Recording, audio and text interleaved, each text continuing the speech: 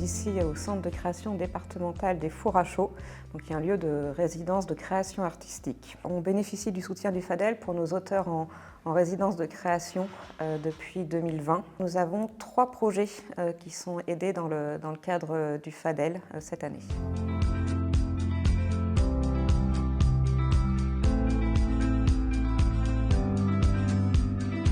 Nous, on est un lieu qui est géré directement par un département, donc le département ayant comme compétence obligatoire notamment le livre et la lecture, donc on a connaissance du dispositif du FADEL depuis sa création. Les résidences, les auteurs que nous accueillons sont en début de projet, en début de création, donc vraiment un moment de réflexion.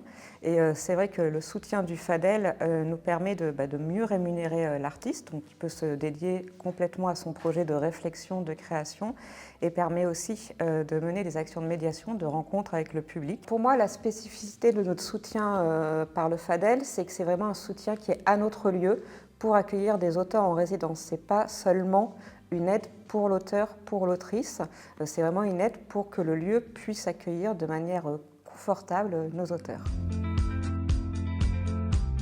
Au-delà de l'aide financière, le FADEL, c'est avant tout pour nous l'opportunité de faire connaître la résidence, de faire réseau avec d'autres lieux de résidence d'écriture, d'être repéré par les auteurs, les autrices qui vont ensuite déposer leur candidature, et puis aussi d'être reconnu par le milieu de la création littéraire en Normandie, qu'on touche peut-être un petit peu moins, comme les maisons d'édition, les librairies, qui peuvent devenir eux-mêmes partenaires culturels des auteurs, autrices qui vont venir en résidence au Fours à Chaux.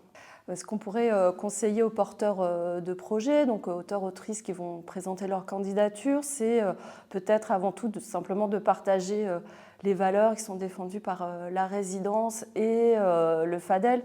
La création, bien sûr, l'innovation, l'expérimentation, et puis le partage de la création avec les habitants. Ne pas hésiter à nous contacter, nous, lieu de résidence, et puis l'équipe de Normandie Livre et Lecture pour bien préparer les dossiers de candidature. Voilà.